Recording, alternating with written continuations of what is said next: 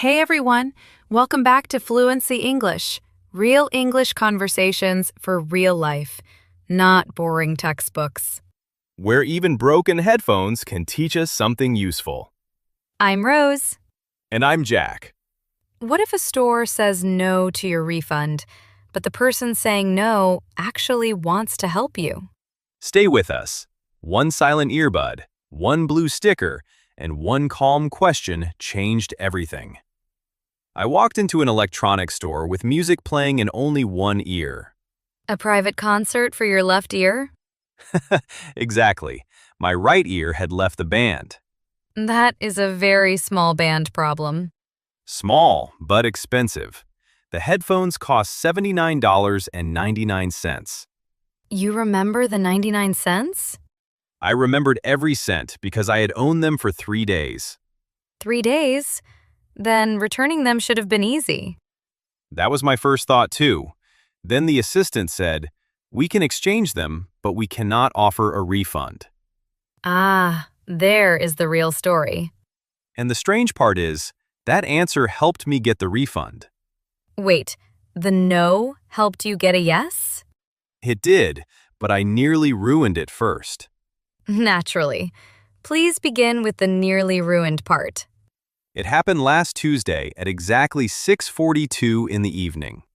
That is very exact. The time was printed on my parking ticket, which was slowly eating my money. So the headphones were broken, and the car park had started a second business. Correct. I had 18 minutes before the next parking charge. Already a clock. And a line of 7 people at the service desk. You counted them. Twice. The third person had a toaster under one arm. A toaster? A very confident toaster. It looked more prepared than I was. That is your running problem. Appliances often look calmer than you. Fair. In my bag, I had the headphones, the box, the cable, and the receipt. Good. You came prepared. Mostly. I had pushed everything into the box like a tiny plastic storm. Still counts. On the box was a bright blue sticker that said, "Return within 14 days." Blue sticker. Clear rule. Easy refund. That blue sticker will return later. You have made a sticker sound dangerous. Not dangerous, just more important than it looked. While I waited, I tested the headphones again. The left side said, "Battery low," in a calm little voice. And the right side? Nothing. It had left the band and refused all interviews. Professional silence.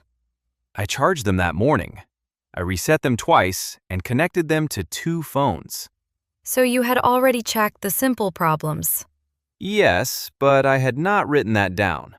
Would you need to? You could just explain it. That is what I believed, until it was my turn. And then your English disappeared? My English stayed.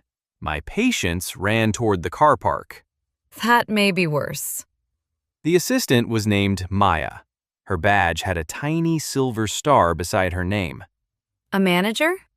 No, it meant she had finished customer service training. That star was about to work hard. She smiled and said, "Hi, what can I help you with today?" I placed the box down and said, "These are broken. Give me my money back." Jack, I know. that was not polite and firm. That was a tiny bank robbery. I heard it after the words came out. The sentence was correct, but the feeling was wrong. Actually, I am not sure direct language is always wrong. Some learners become so polite that nobody knows what they want. That is fair. A clear request is useful. But "give me" made Maya sound like the problem. So, clear, yes. Blaming, no. Exactly. I stopped and tried again. I said, "Sorry, let me start again. I would like to return these, please." Much better. Maya smiled again. Not a fake smile either. You had moved from robber back to customer. She asked, "May I ask why you are returning them?" I said, "One side has stopped working. I bought them here last week." Technically, 3 days ago. Yes, and Maya noticed that on the receipt. She asked whether I had charged, reset, and connected them again. The questions you had already answered at home. But suddenly I sounded unsure. I said, I think so, probably, maybe twice. Probably? A beautiful word when you want to destroy your own clear story. You turned 2 resets into a mystery. Maya had to test them again, which was reasonable. She opened a drawer and took out a white charging cable. The cable had a label, Desk 2, Do Not Borrow. That cable had stronger limits than most people. She connected the headphones and waited. Left side, battery low. Right side, still enjoying its holiday. The band remained separated. Maya nodded and typed something into the computer. Then came the no? Not yet. First came the blue sticker. She looked at the box and said, This sticker is for unopened returns. Oh, that small detail changes things. I pointed at the words, within 14 days, like a lawyer in a television show. I said, But it says I can return them. I might have said the same. Maya turned the box around. In smaller letters, it said unopened items could receive refunds. Faulty items followed another process. The famous small letters. Small enough to need their own tiny reading glasses. So, what was the other process? Maya said, For faulty electronics, we first offer a replacement or an exchange. Then she added, We can exchange them, but we cannot offer a refund yet. There it is. And I heard only 2 words. Cannot refund. Not the word yet. Exactly. I missed the smallest and most useful word. If you are listening and have heard a fast no in English, that may feel familiar. Yes, we often stop listening while we prepare our answer. I told Maya, I do not want another pair. I want a refund. Clear, but still a wall. She said, I understand, but the system requires me to offer an exchange first. Here is where I disagree with most advice. People say, just stay calm, as if calm words can change every store rule. True, being polite is not a magic key. Sometimes the answer is still no. Yes, but calm helped me hear what the rule actually allowed. So calm did not remove the rule. It helped you find the open part. That is more useful than pretending politeness always wins. I looked at the clock above the desk. It showed 6:56. 4 minutes before the next parking charge. You see the danger. The car park was now the main villain. I almost accepted any exchange just to leave. Why did you not want the same model? 2 reasons. First, I no longer trusted it. Second, the earbuds hurt after 20 minutes. That sounds important. Had you told Maya? No, I thought the broken side was enough. Actually, I think you were right not to add everything. Too many complaints can make a clear problem sound weaker. I agree about the sore ears. That was personal preference. But I did need to explain why a replacement would not solve my problem. So 1 fact, then 1 clear reason. Right, not a speech about my ears. Thank you. Nobody requested that speech. I slowed down and asked, Could you explain the return policy, please? That question changed the direction. Immediately. Maya stopped repeating the rule and started explaining the choices. She said a replacement meant the exact same model. An exchange meant another product at the same price, or I could pay the difference. And store credit? Money I could use there later, but not money back on my card. 3 choices that sound similar when someone speaks quickly. Very similar. I asked, What are my options if I do not want this model? Now Maya had a problem she could work on. Exactly. Before that, I was asking her to break a rule. Now I was asking her to search inside it. That is a big difference. Maya checked the stock for the same model first. She clicked 3 times, then gave the screen a very serious look. The computer had news. The model was sold out in that store and every nearby branch. That sounds bad for the exchange. It was the best bad news of my evening. Because the first option was no longer possible. Exactly. Maya said, "Since we cannot replace them, I can ask my supervisor about a refund."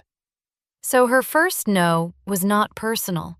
It was the first step she had to complete. I never thought about it that way. Neither had I. Maya was not the locked door. She was the person looking for the right key. And you had to give her facts she could use. Yes, make the problem easy to solve. That is the whole episode right there. But the refund was not approved yet. Of course not. We still have 4 minutes and an expensive car park. Maya called her supervisor, Daniel, using a phone with a red curly cable. A red curly cable? It looked like office equipment from 1998. Reliable technology, unlike your headphones. Daniel did not answer. Naturally. Maya tried again. Then she said, "He may be helping in the warehouse." Did you ask for a manager? Not exactly. I asked, "Would it help if I spoke to your supervisor?" That sounds much better than, "Get me your manager." It also gave Maya room to stay in control. I like that, but some people hear manager requests as a threat anyway. Would you still use that caveman every time? No, only after I understood the policy and the next step needed approval. So, not as the opening move. Never. Give the assistant a chance to help first. That feels fair to both sides. At 6:59, Daniel appeared from behind a wall of television boxes. A dramatic entrance. He carried a red pin attached to a plastic spring. Everyone in this store was attached to something. Maya gave him a short report. Bought 3 days ago, receipt present, fault confirmed, replacement sold out. Clean facts. No long story about my ears, no speech about the blue sticker. The sticker had done enough. Daniel asked me, "Would you consider another model at the same price?" I said, "Thank you, but I would prefer a refund if possible." Clear request, no robbery. Growth. Then Daniel asked why I did not want an exchange. I said, "This model failed quickly, so I would rather choose later after more research." Short, honest, and useful. Daniel did one more check before he made the decision. What else was left? The silent earbud had already shown us the problem. He asked whether the headphones had been dropped or damaged by water. A fair question for electronics. I said, "No, they stopped working while they were sitting on my kitchen table." Beside a yellow coffee cup and one very tired banana. The banana is an excellent witness. Quiet, but honest. Did Daniel think you had caused the fault? No, he was checking which part of the policy applied. Damage caused by a customer was different from a product fault. That question could feel like blame if you were already ready for a fight. Yes, and at first, I almost heard it that way. But he needed an answer he could enter into the system. Exactly. His questions were not an argument. They were a form spoken aloud. A spoken form. Yes, short answers helped him complete it faster. That is another useful way to see it. Questions do not always mean doubt. Sometimes they are the road to approval. Still, I would want the assistant to explain why they were asking. I agree. Maya did that well. She said, "We just need to confirm the fault was not caused by an accident." One sentence removed the feeling of blame. And it told me what kind of answer she needed. So, you did not tell the full history of your kitchen table. The banana story stayed private until today. A Fluency English exclusive. Daniel also checked the serial number inside the charging case. To make sure it matched the receipt? Yes, the number ended in 472B. You remember that too? Daniel read it aloud 3 times while Maya typed it. 472B, the final song of the broken band. Then he asked whether I had paid by cash or card. Why did that matter before approval? A card refund needed the original card. A cash refund needed a manager to open the cash drawer. So bringing the payment card saved another delay. Yes, I had nearly left it at home because I used my phone to pay. That would have been painful. Not tragic, just another trip, another line, and another meeting with the toaster. The toaster would remember you. At that point, every fact was lined up for Daniel. The receipt proved when you bought it. The test proved it was faulty, The stock screen proved a replacement was impossible. and my card showed where the money could go. So when Daniel finally decided, Daniel looked at Maya, checked the screen, and approved it. just like that, Just like that. I still think you were lucky that the model was sold out. I was lucky, but luck alone would not have been enough. Why not? Sold out is sold out. Without the receipt, the confirmed fault, and a clear request, store credit might have been the only option. Maybe. But some stores would refund you with less work. Absolutely. Policies differ by store and by country. That is why I would not say, you must give me a refund. Unless you know the local rule. Right. I would ask what the policy allows and keep proof of purchase. So, preparation did not promise a yes. It made every next step easier. Okay, lucky and prepared. I will accept that result. Maya asked me to place my card on the reader. Famed the original payment card? Yes. She explained the money had to return to the same card. That is a useful detail. Then the machine printed a refund receipt that was warm and slightly curled. Photographic evidence of victory. I checked the amount, $79.99.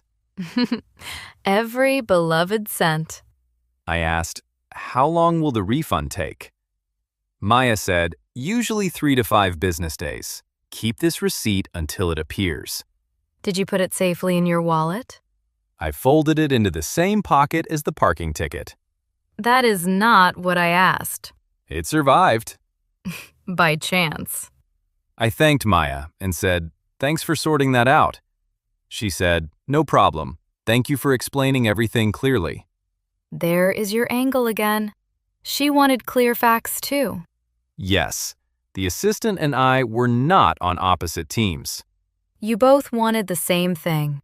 A clean solution that the system would accept. And fewer speeches about ears. That was mainly her goal. Honestly, if you have ever returned something in another language, the first no can feel final. Exactly. But it may only mean not through this first path. Then a calm question can show the next path. Let me test the useful language. I bring back a faulty speaker. Another band problem? This time, the whole band is silent. Go on. I say, "Hi, I would like to return this, please. It stopped working after 2 days." Good. Facts first. Then, "Here is the receipt. I would prefer a refund if possible." Clear request. If they offer an exchange, I shout, "Call Daniel." No. I was checking. You ask, could you explain the return policy, please? Then, what are my options? Perfect. One question at a time. And if the exact model is sold out? Ask whether a refund, another model, or store credit is possible. But choose one result you actually want. Yes. Otherwise, the assistant has to guess. What should people bring with them? The item, receipt, packaging if they have it, and the payment card. And a written note about what they already tried. I would do that next time. Charged once, reset twice, tested on 2 phones. Much stronger than probably. Anything is stronger than probably. Not everything. Perhaps maybe is worse. Please do not teach that. Removed from the lesson. There is one more difference learners should hear. Faulty versus changed your mind. Exactly. My headphones did not work, so the item was faulty. But if you simply dislike the color, the store might use another rule. Or it might not accept the return at all. That depends on the store and the country. So describe the real reason clearly. Do not make the problem bigger. And do not invent a fault. Definitely not. Honest facts are easier to remember. Especially when a toaster is watching. That toaster knew everything. Did you beat the parking clock? I reached the machine at 7:06. 6 minutes late. The extra charge was $2. So your $79 victory cost $2. $77.99 of victory. Inflate? Completely. I also learned something more useful than the refund. That the right earbud may return from holiday? It did not. The band has officially ended. A short but memorable career. I learned that a clear return has 3 simple parts. What happened? What proof you have. And what result you want. Then, if the answer is no, ask what options are available. Do not fight the first person who may be able to help. Right. The assistant often needs a clear reason to take the next step. You are not making your problem smaller. You are making it clearer. Polite does not mean unclear. And firm does not mean unkind. So next time, no tiny bank robbery? No. I will start with, "Hi, I would like some help with a return, please." Then the facts. Then the request, Then the options. and perhaps a safer place for the refund receipt. We can dream. The main thing is simple. Make the problem, Easy to solve. even when one earbud has left the band. Especially then. That's all for today. Thanks for watching. Let us know what topic you'd like next in the comments, and subscribe to Fluency English for more. Bye for now.